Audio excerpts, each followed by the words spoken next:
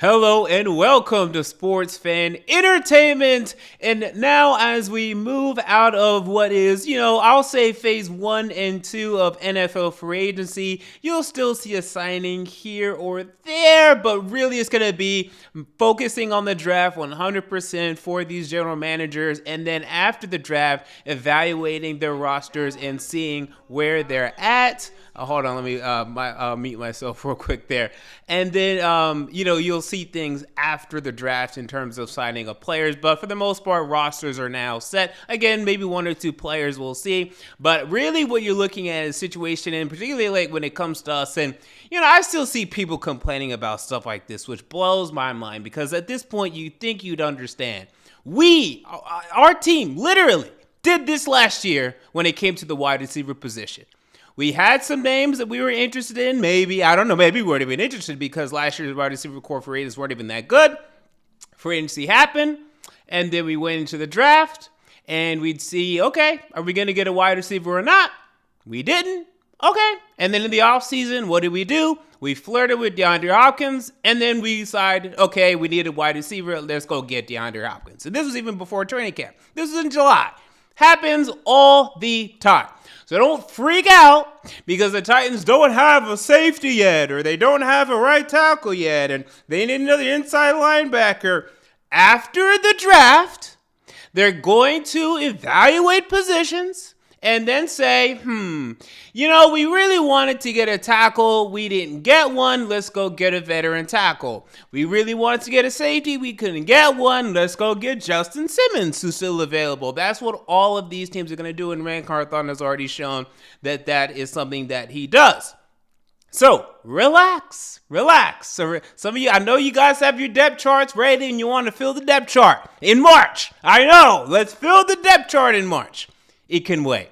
But what I do want to discuss, so with what was done in Wave 1 and Wave 2 of free agency with the Titans bringing in 9 players, losing, I think it was about 8, and we can go through those names if you want to, too, in terms of and why I feel as if they have improved and why maybe some people don't.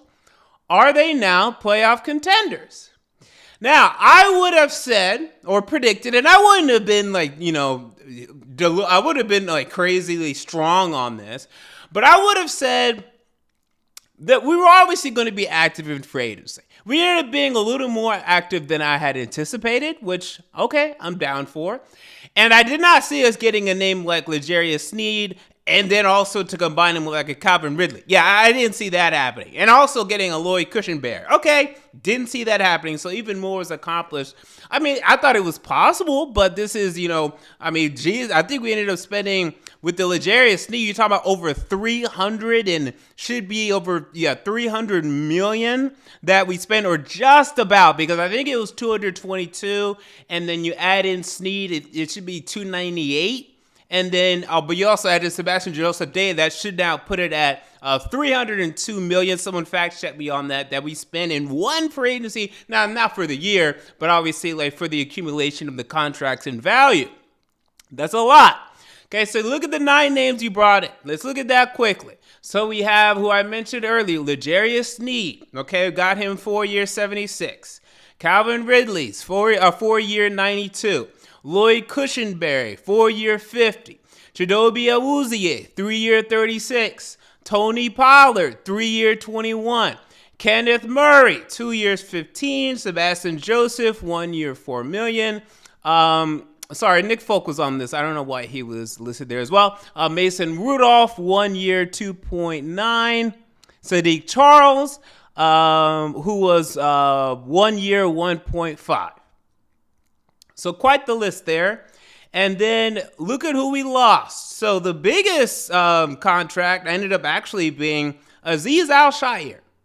Okay, so we had 2 guys, okay? We had that got paid considerably more than Azeez Al-Shaair. This is the guy that left and got the most paid. That left the Tennessee Titans and got the most paid. That is Azeez Al-Shaair, who got 3 years, $34 million. Then, surprisingly, next is, and I actually want to see more about this number. This is where Spot Rack is having it, and I always trust Spot Rack the most. But SpotRec is reporting that Sean Murphy-Bunting had 3 years, $25 million. At first, I heard that this was 3 years, 17. But then I heard that the $17 million was the total guaranteed, but there is incentive laden to potentially make it up to 25. So it could end up being 25. And then you get to Derek.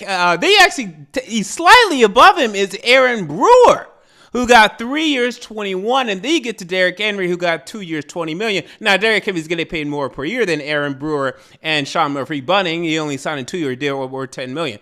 But you see, the Titans lost all these players, like Azeez Al-Shaair, Derrick Henry, Aaron Brewer, and yet they signed way more for Calvin Ridley and way more for a L'Jarius Sneed, and even Lloyd Cushenberry. So right there, what you're seeing, we got younger, we got more valued players right there. Now, you could argue that maybe we're just overpaying, maybe slightly, but you can't argue that we overpaid for more than tens of millions of dollars a year for these, or in total for these contracts for these guys. No, Calvin Ridley was going to get over $80 million wherever he went. And L'Jarius Sneed was going to get over $70 million wherever he went. They just went to us.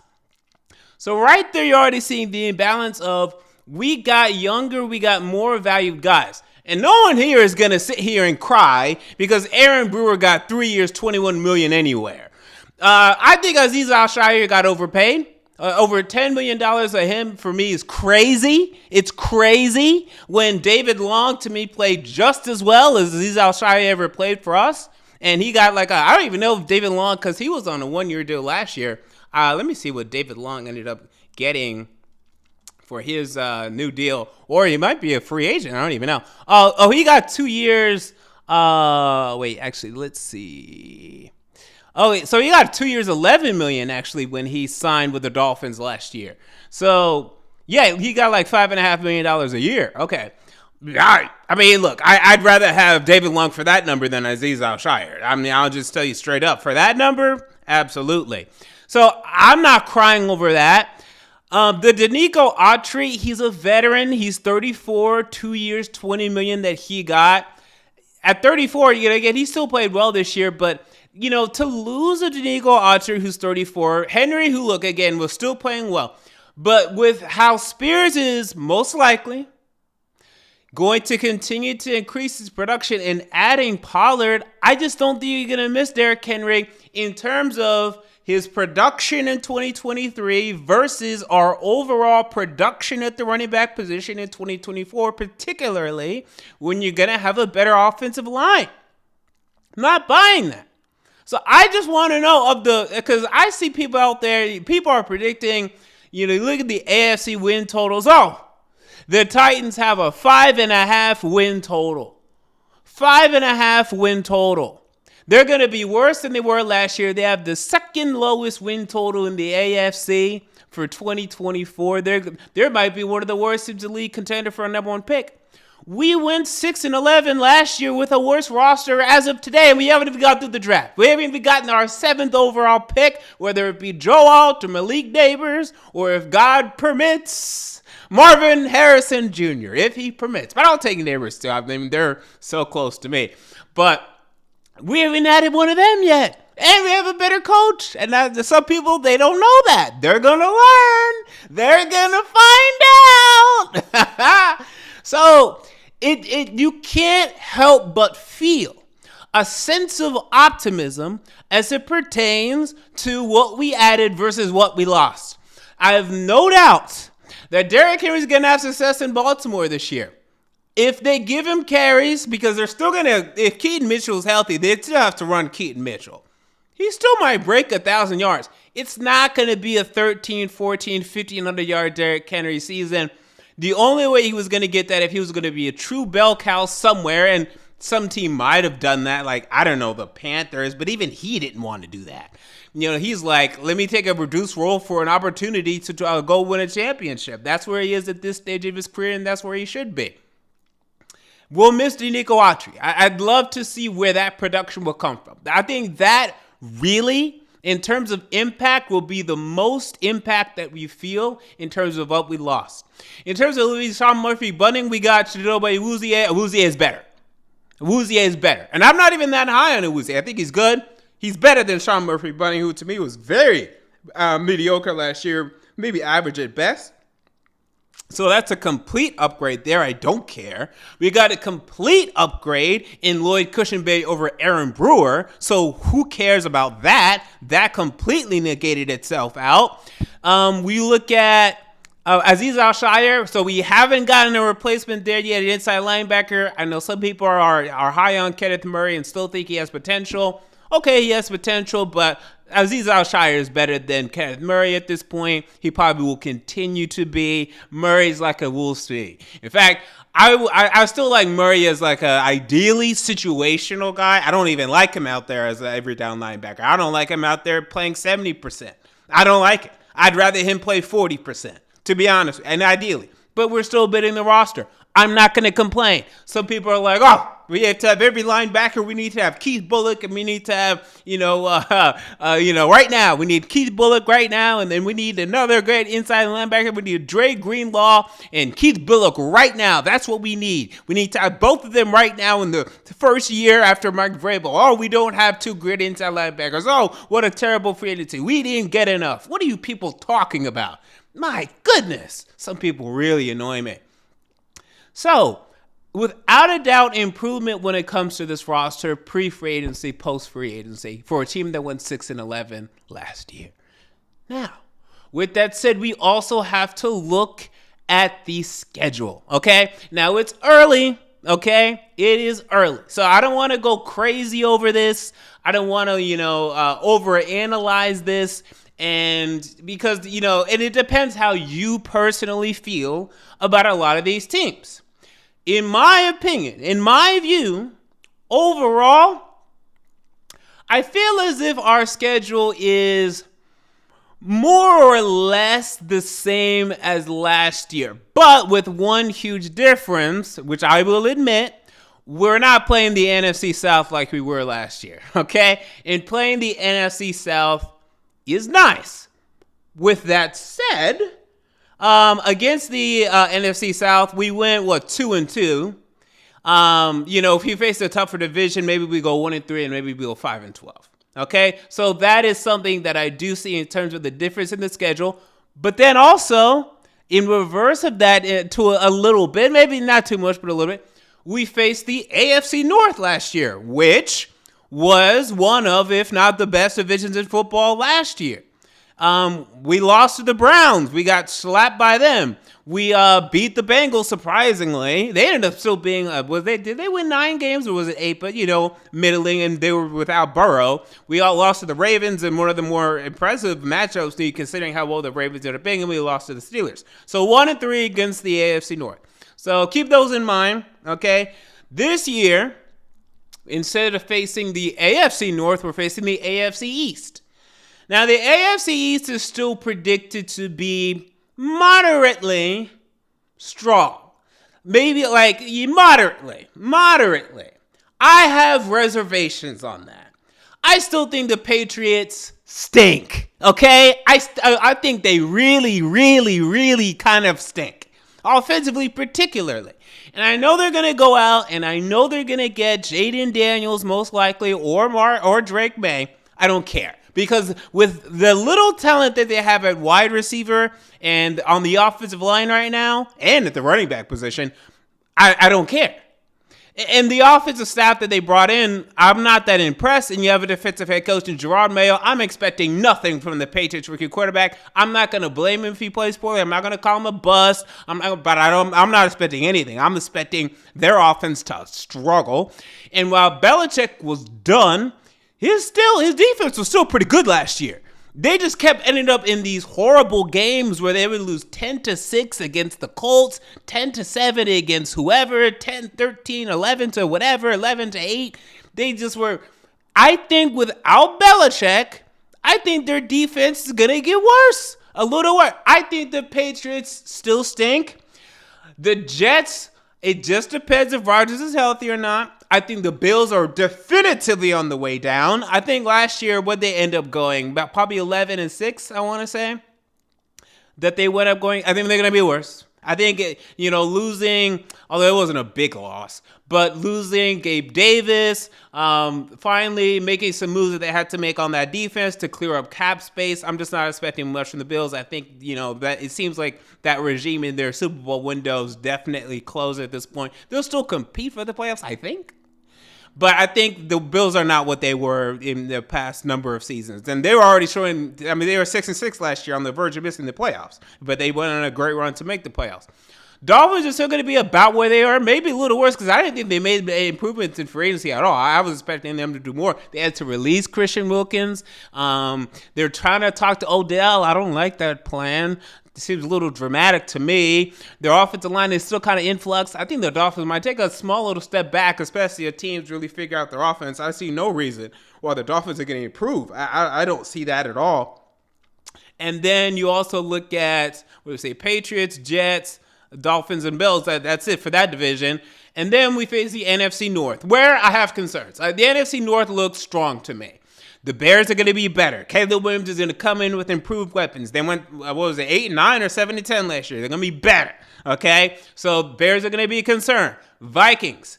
Depends on the quarterback situation. We don't know yet. It really depends. Because if they go this J.J. McCarthy route, look, I know he is Justin Jefferson. I know that defense has been decent. And I guess they were better than they probably should have been this year, but it could be bad. I don't know. If you throw an unready J.J. McCarthy out there with a run game that hasn't proven itself yet, wide receivers that are still, I like Addison for sure, and then we'll see if Jefferson's, I think he's still going to be there. I don't know. I'm mixed. I would just have to see who that quarterback is. The Lions are still going to be good. They're going to be exactly where they've been. I don't think they're going to be better or worse, exactly what they were. And Packers, it might be better. The Packers might be better. So the NFC North looks stacked. I'm looking at it right now. I'm like, ooh, who's going to be under 500? Probably the Vikings, if I had to guess 7 or 8, but just barely. Kevin O'Connell looks like he's going to be competing almost every year. So NFC North looks strong. Okay, then you have the additional matchups, right? So the additional matchups that we face the Bengals, okay? Stinks. So we finished in the same bracket, in terms of what were we, third or fourth? Were we fourth? Yeah, and they were fourth too. So we finished fourth in the division. They finished fourth in the division, but, that was because Burrow was out. So, it's just unlucky there. I would have loved to have like the Steelers here instead or something like that. Not that the Steelers are, a cakewalk or anything. I would have loved to have the Browns though. The Browns would have been even better. Yeah, Browns would have been better because the Browns are definitely, in my opinion, taking a step back, but people are disagree with me on that. So Bengals is tough. But we beat them last year 27-3, and we know them well, and they know us well. Now that we have the Brian Callahan connection. The LA Chargers, we also face them. I think they have to take a step back with everything that's going on in the changing of their roster and everything. I think, look, it's nice to have Harbaugh in there instead of having Brandon Staley, but with the roster turnover, I think it's just they take a step back, they get under the Harbaugh system, and it's like when Harbaugh took over Michigan. It's going to take a couple years for him to really right the ship. They're going to have to be patient. They'll figure it out, but I think this is the first year, you definitely want to attack the Chargers and Harbaugh. And then we face the Commanders, and the Commanders are going to be proved a rookie quarterback there. So we're facing probably a rookie quarterback in Drake May, or Jaden Daniels when it comes to the Patriots and the Commanders next year. We got rookie quarterbacks. In our division, we have C.J. Stroud, who played really well, and I believe in. I'm not a believer in Anthony Richardson. I'm not, and I haven't been, and I won't be. So when people talk about, man, that AFC South is just full of young, great quarterbacks, I'm like, okay, maybe 3, maybe. I'm not a believer in Anthony Richardson. Are you? Okay, I'm passing on that. So I think we're good against the Colts this year. They're going to take a step back. Look, Shane Stack has been very good, but they overdid their cards last year. They were better than they should have been last year. They're going to take a step back in the first year of Anthony Richardson actually starting without a doubt to me. The Jaguars are going to continue to be about where they were, 9-ish wins to me. They lost pieces though, but I think with Trevor Lawrence, it's just hard to lose games with a talent like that, even though he hasn't quite lived up to potential and he's definitely stagnated. I can't see him going like 6-11. It's just too hard to see. Could happen. I mean, even Herbert struggled this year, though. I mean, yeah, even Herbert only went 5-12 this year, so it certainly could happen. But more years than not, with the quarterback talent, you're probably not going to be that bad. And then, and they still have Doug Peterson. But Balky needs to go. Thank God they haven't learned that yet. Thank the gods. Houston's tough. You know, they signed our players. They signed Autry. They signed Aziz Al-Shai or whatever. But we're going to be more competitive against them. And then Jacksonville tough. But this is a year where, as you know, as opposed to last year, we had divisional struggles. You feel much better about us in division this year. We're going to be the Colts this year. Okay? Like, period. And then I told you guys we're going to beat the Jags. I told you we're going to split against the Jags. We did. And then we got... Yeah, we did get swept by the Texans last year. We went 1-5. Yeah, I don't remember. So you feel if we're gonna go 500 in this division this next year, like that's what you feel. So, like when you're adding these numbers up, you feel good. Like, and the real powerhouses to me in the NFL next year, obviously the Chiefs. I think the Bengals will be back. You know, with Burrow being back, I think the Bengals. I think the Ravens still, the 49ers, the Eagles. Still probably the Cowboys mostly. Maybe the Texans, honestly, maybe. But that's not a sure. They could still just be a 10-11 win team, but if they take a step forward. But definitely those top 5. Of those teams, who's on our schedule? The Bengals. Okay? The Lions are a very good team. I'll include the Lions to me, Texans to me, and Packers to me. Those are teams on our schedule that are very, very good. Could be Super Bowl contenders if things really work out. But, you know, it's not definitive yet. Not definitive yet. So the schedule doesn't look overly difficult to me. Guys, I'm feeling good. And, you know, last year I just preached before the season, all off season. Don't expect more than, like, I said it when the schedule came out. I had 6-11, and I became a coward because, you know, doing these live streams and talking to you guys, sometimes you guys hype up the team, and I don't want to be negative Nancy, and I go on Twitter, and I start tweeting, and people call, oh my God, MJ, you're so negative. Why are you so negative? Oh, just get excited for the season. I buy tickets for games. I go to games. And I let things get the best of me. I went through training camp, and I was like, you know what? I think I'm going to say 9-8. Should have just stuck with my opinion of 6-11. But I definitely said no way that we won 11. I was never on that. I should have just stuck with 6-11. I should have just stuck with that. He was screaming it. As of now, I mean, you got to feel 7-10 is the floor. Now, the big part of this is Will Levis. Okay? And it's going to be interesting. He's played well. I presume he's going to continue to play well. The pressure on him, in my opinion, is low.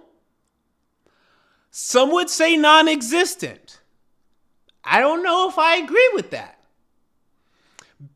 Because we're in a very interesting NFL right now where you can have a Russell Wilson throw for like 23 touchdowns to like 8 interceptions like he did last year, but he wasn't throwing for many yards and he was kind of conservative.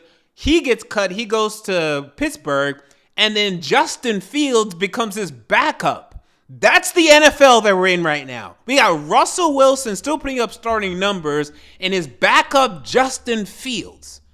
And Justin Fields is definitively a backup now. He's drafted 2021. And now I think he deserves to be a backup. And Will Levis, if he played poorly this year, it would only be his second year. Justin Fields got 3 years, right? Justin Fields was picked number 11. Will Levis was picked 33rd. So it would be interesting if Levis really plays poorly. I wonder what we do next year. Because now we're going to have money again next year. And if we played poorly and we don't do well, we're going to have another high draft pick next year. What would happen? It would be interesting, but the roster would be more ready. The roster would look more complete, assuming that, we didn't struggle because some of these guys we signed end up being total busts. Like maybe Lloyd Cushenberry comes in here and he stinks, and maybe Calvin Ridley gets hurt, and maybe all of a sudden Legere Sneed's knee gives out, and we had a bad season because of that. Maybe you don't feel great about the roster anymore. But if Will Levis plays poorly, does that open up I don't think it will, because he was drafted by Rand Carthon with a pick that was the 30. Oh, by the way, was the number 33 or 32nd? I think it was 33. But either way, at the very top of the second round, it was 33rd. And because of that, it's his guy. It's not like it was a previous regime. It's his guy. I look at the quarterbacks next year. Shedeur Sanders, I love him. I think he's cocky. And by the way, I don't know if he'd come here because Deion Sanders is talking about how, he's going to pick where his kids go and blah, blah, blah. I don't think Nashville, Tennessee is what he's talking about. So I don't know if that's what he's talking about. So I don't know if that's ever going to be a conversation. The other ones, Carson Beck, who else? Quinn Ewers.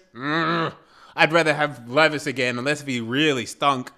And the other names, I don't see it. So I don't think it'd be a draft thing.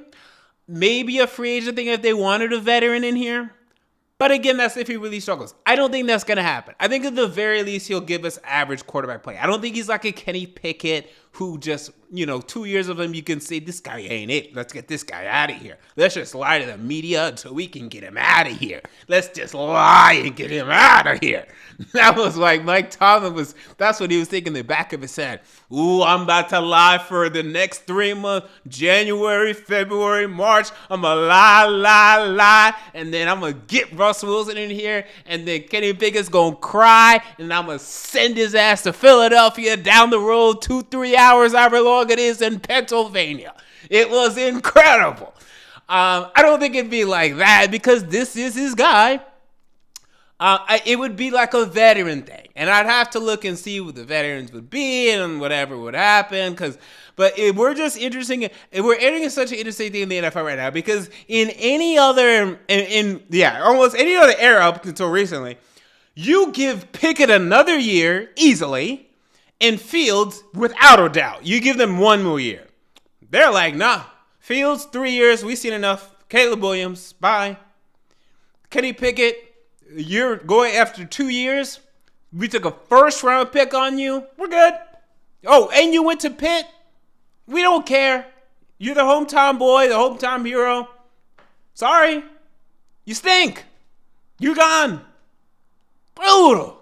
Just brutal. What's going on in the NFL these days? Crazy. It's madness, I tell you. It's mad. It's insane. They couldn't even keep... They signed Mariota in Washington. I think Sam Howell's still on the roster, right? They didn't release Sam Howell, as far as I know. Let me check that to make sure. Oh, no, they did. Did he get traded? Oh, he got traded. What did he get traded for?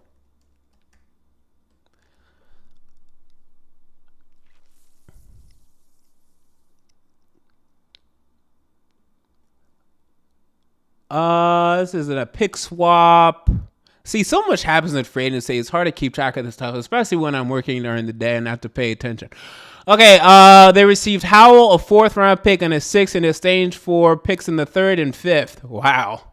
So that's just basically nothing. They just swept a whole bunch of picks that are almost the same. Wow, that's so interesting. Well, see, Washington's like, Sam Howell. All right, I guess we'll see you. Peace. Holla. We'll see you later, dog. So, I don't think that's going to happen because this is a 2nd-round pick. It's his guy. But I'm shocked. I mean, these quarterbacks are moving.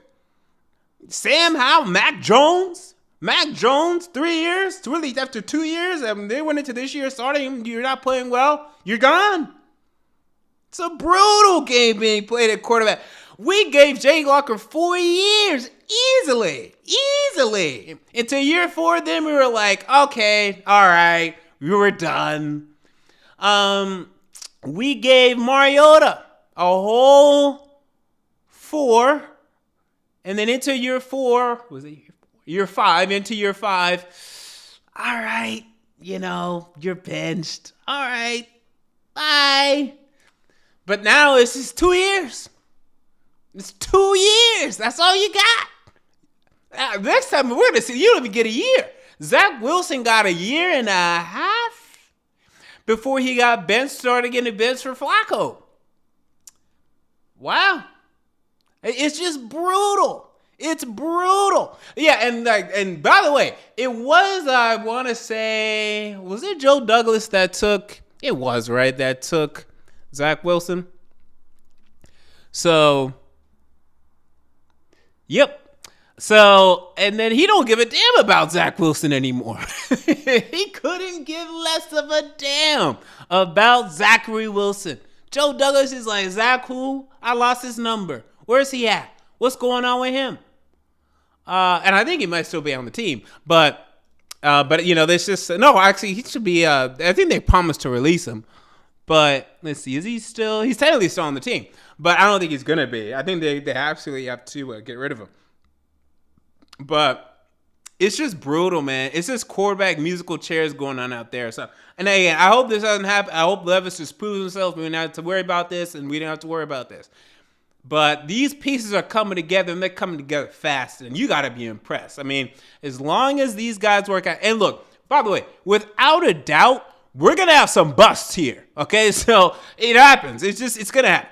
Again, I think really got overpaid. I think it'll be fine. I'm okay with it. If I had to guess, I don't think he'll be a bust. Maybe he's not going to be as good as some people think he's going to be. Sure. He may end up only being like 100-yard wide receiver for us for 3 years. We cut him by the 4th year. People are like, he never broke 1,000 yards for us. What a waste. As long as we end up getting a Neighbors or MHJ or the equivalent of next year, maybe not the equivalent of, but we end up getting our number one wide receiver, I don't care. We just had to overpay to help Levis's development before Hopkins retired. Cool. We overpaid for Ridley. Fine. I won't care. If I had to guess, it'll be him. Okay? That's my prediction. If I had to guess. And then Awuzie will be good. And then maybe year 3, we're over it.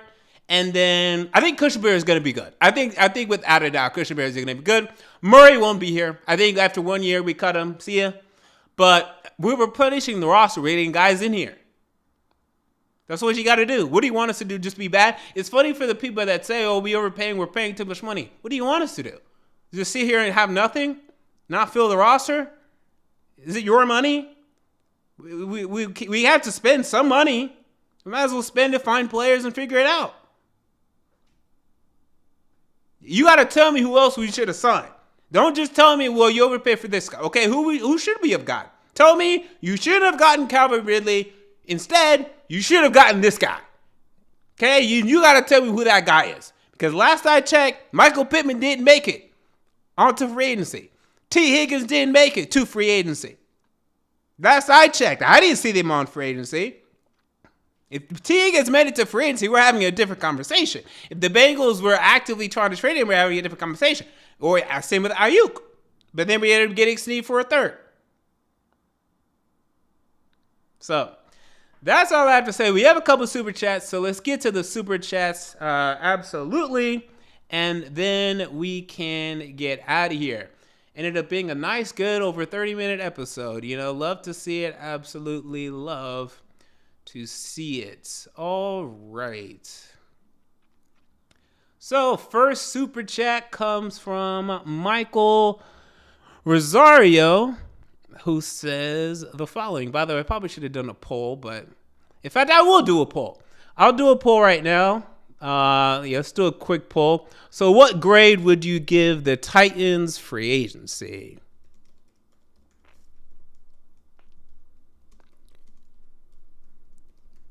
And I'll say so far. Because, again, you never know what's going to happen. Okay, so let's have A. Let's have B. Let's have C. And then I'll say D. We don't go too negative on this shit. Don't have Fs. Because there's rarely an F. It has to be a true disaster for it to be an F. All right, so I'll have that poll up there, and then let's look at some of these super chats. All right, so we begin again with Michael Rosario, who says the following. He says, thoughts on Dallas Turner at 7 and left tackle in round 2. And this is something that is, I think, actually should be more discussed. And I'm happy that you asked this question so that we can actually really discuss it more at length. We need to seriously discuss having a Dallas Turner in this Tennessee Titans team.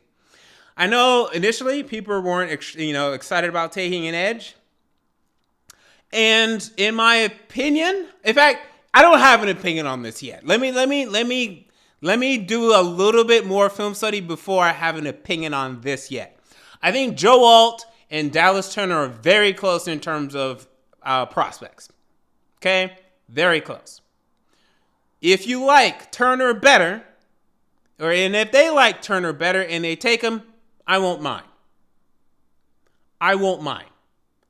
But you better have to take a tackle next though, because we still need a right tackle. Although I'm still intrigued to see what what Bill Callahan is able to do with Nicholas Petit-Frere in his development. Still very excited to see that. Still very much so want to see that.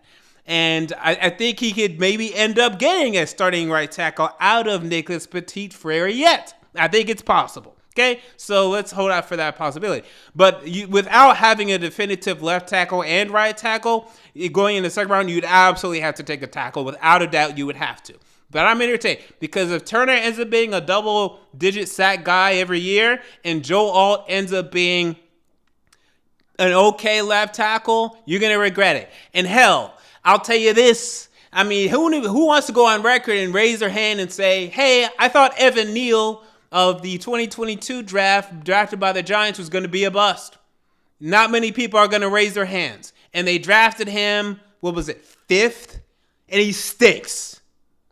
Okay? And he stinks. And they don't even know if he's a right tackle at this point. He may end up being a guard. He's ended up just being on the bench.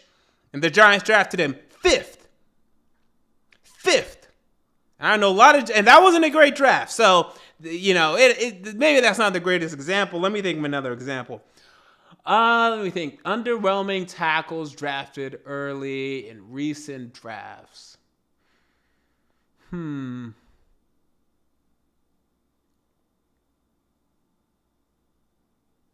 we had one in Isaiah Wilson, but that was for different reasons. I'd have to think on that. Let me do a quick Wikipedia for that and see what I can find. It doesn't happen often. Okay, so that's a good thing. That's why I can't really think of it. But it could happen. And then you could look back. I will say this. They weren't bust ahead of him. But Micah Parsons, I'm pretty sure there was a tackle or two that was picked before him. But, yeah, Penei Sewell, for example, and only Penei Sewell, who's very, very good, by the way.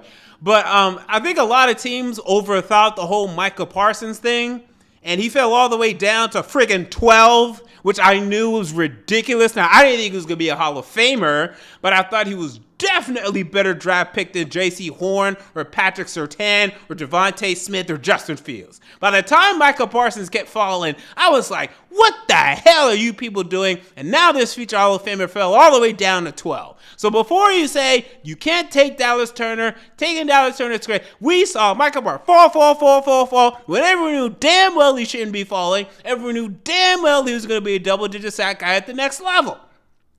So if you have him as a better prospect and we need another edge, take the pick. Do the pick. So, it doesn't happen often that, we have these elite, quote-unquote, tackle busts. Like, I'm going back for years. It's been a while. There hasn't been many actually being drafted in the top 5 or 10. Evan Neal was just the one that came to mind he's the biggest one in recent years. So, yeah, it doesn't happen often. If you like that guy, then you should take him. I will say, and this was another weak draft, when we took Chance Warmack as a guard at, 10th?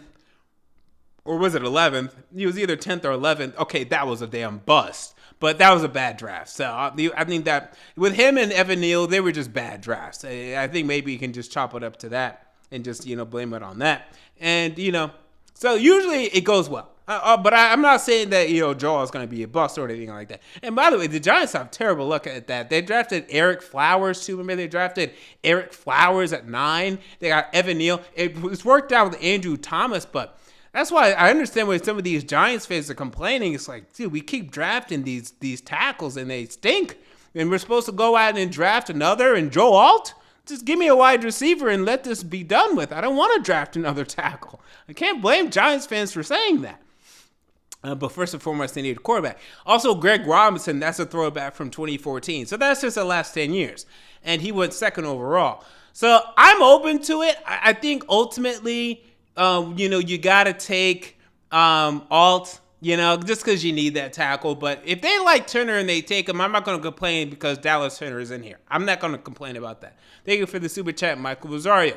We have another super chat. This comes from, let's see, who was that? Comes from STL Titans, St. Louis Titans, who says the following.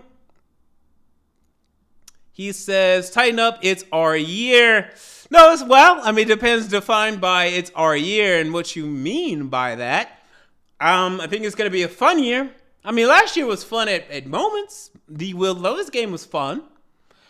The Miami game was fun. There were fun moments. But was it our, it'll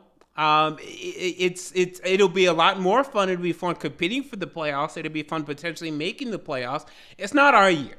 It'll be our year when we win the Super Bowl. Okay? That's when it's going to be our year. I know what you mean, but when I hear it's our year, that's what I mean. And that's what I want. Thank you for the super chat, St. Louis Titans. All right, so that's going to do it for me. Just super chats today. Always, if you want to get your comment read and guaranteed to get it read, make sure to send in a super chat. So, final results on the poll for those of you that are curious, because I know you can't see it when you're watching after the broadcast. 57% say A for what grade they would give the Titans in free agency. 38% say B, and then 5% say D. 0% said C. So, I don't know. Some of those D's are skewing the poll there. It sounds like some haters. Probably should have had a C or two, to be fair. But yeah, I don't know. That's what I was doing to make polls. That's the 5% that's going to vote for Robert Kennedy. All right. Until next time, guys, this has been an MJ of Sports Fan Entertainment. I'm out. See you all later.